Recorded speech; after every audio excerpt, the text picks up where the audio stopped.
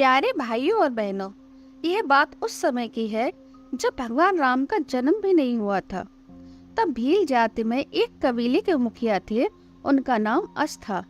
उनके घर में एक कन्या का जन्म हुआ जिसका नाम श्रमणा रखा गया। श्रमणा सबरी माता का दूसरा नाम था। सबरी की माता का नाम इंदुमती था। सबरी माता की जाति शबर थी जो भील जाति से संबंध रखती थी।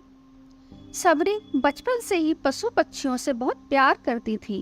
वे पशु पक्षियों की भाषा को समझती थी और उनसे बातें करती थी, जो सभी के लिए आश्चर्य का विषय था।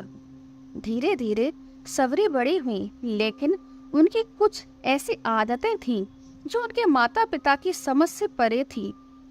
जब सबरी विवाह के योग्य हुई तो सबरी के माता पिता ने किसी ब्राह्मण से सबरी के बारे में पूछा कि सबरी मोह माया से दूर वैराग्य की बातें करती है।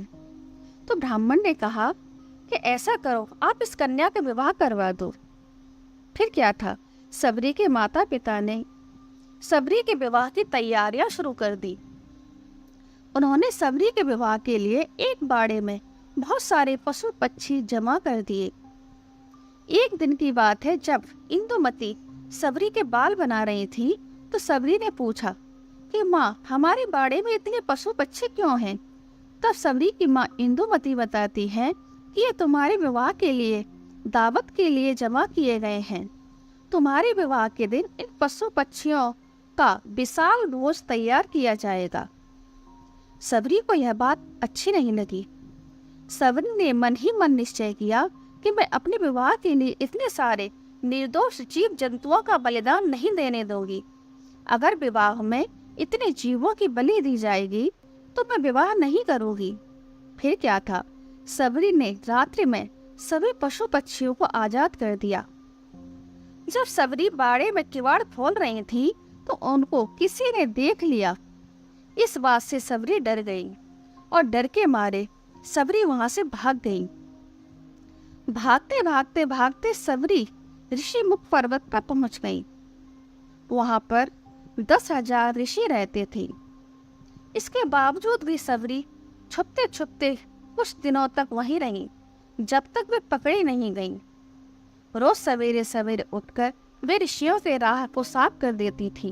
उनके रास्ते के कूड़े करकट और पत्तों को साफ कर देती थी और उनके हवन के लिए सूखी लकड़ियां इकट्ठी करके बड़े ही भाव से, बड़े ही प्रेम से ऋषियों के हवन कुंड के पास रख देती थी।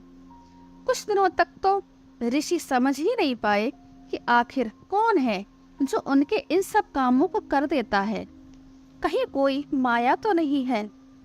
फिर एक दिन ऋषियों ने सुबह सवेरे जल्दी उठकर आश्रम में यह सब काम करते हुए सबरी को देख लिया। जब सबरी को उन्होंने देख लिया तो उन्होंने सबरी को पकड़ लिया। जब ऋषियों ने सबरी से उनका परिचय पूछा तो सबरी ने बताया कि वह एक भीलनी है और उन्होंने सारी कहानी बता दी। वे अपना घर छोड़कर क्यों आई हैं? तब उस आश्रम में एक ऋषि थे जिनका नाम मतंग ऋषि था। उन्होंने सबरी को अपनी बेटी बनाकर उस आश्रम में रहने के लिए जगह दे दी और ऋषियों की सेवा करने के लिए कह दिया। धीरे धीरे समय बीतता गया और मतंग ऋषि बूढ़े हो गए। एक दिन मतंग ऋषि ने घोषणा कर दी कि मैं अब अपनी देह छोड़ना चाहता हूँ। यह सुनकर सबरी बहुत दुखी हो गई और उन्होंने कहा कि एक पिता को तो मैं वहां पर छोड़कर आ गई और अब आप भी मुझे छोड़कर जाने की बात कह रहे हैं। अब मेरा कौन ख्याल रखेगा? तब मतंग ऋषि ने कहा कि बेटी, तुम्हारा ख्याल अब राम रखेंगे। सबरी बड़ी ही सरलता से पूछती है कि राम कौन है और मैं उन्हें कहाँ ढूंढूंगी? तब मतंग ऋषि ने कहा कि बेटी, तुम्हें उन्हें ढूंढने की जरूरत नहीं है। वे स्वयं तुम्हारे पास, तुम्हारी कुटिया में चलकर आएंगे। सबरी ने मतंग ऋषि के इस वचन को पकड़ लिया कि राम आएंगे। सबरी रोज राम के लिए फूल बिछाकर रखती थी। उनकी राह में फूल बिछाती थी, उनके लिए फल तोड़कर लाती थी और पूरे दिन राम का इंतजार करती थी। इंतजार करते करते अब माता सबरी भी बूढ़ी हो गईं, लेकिन राम अब तक नहीं आए। फिर एक दिन वह दिन आ ही गया कि जब सबरी का इंतजार खत्म होने ही वाला था कि सबरी ने राह में फूल बिछाकर रखे थे। आते जाते लोगों को भी मना कर रही थी कि इन फूलों पर राम चलेंगे, आप सब मत चलो। सबरी राम के लिए बेर तोड़कर लाई थी। बेर मीठे हैं या खट्टे हैं, यह देखने के लिए उन्होंने सारे बेर चख चख कर रख दिए थे।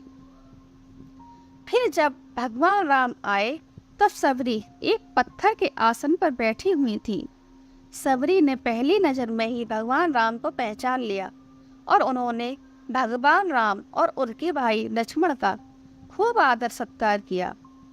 फिर उन्होंने भगवान राम और लक्ष्मण के लिए झूठे बेर खिलाए। भगवान राम ने बड़े ही प्रेम से माता सबरी के झूठे बेरों को खाया। इस प्रकार माता सबरी की भक्ति की जीत और इंतजार की जीत हुई। उन्हें प्रभु राम के दर्शन प्राप्त हुए और माता सबरी का बरसों का इंतजार खत्म हो गया। तो दोस्तों, यही थी राम भक्त माता सबरी की अनसुनी कथा, जिसके सुनने मात्र से भगवान श्री राम की कृपा प्राप्त होती है। और कहते हैं कि भगवान खुद से ज्यादा अपने भक्तों के गुणगान करने वाले मनुष्य से ज्यादा प्रसन्न होते हैं। तो प्रेम से बोलो, भगवान राम की जय, माता सबरी की जय।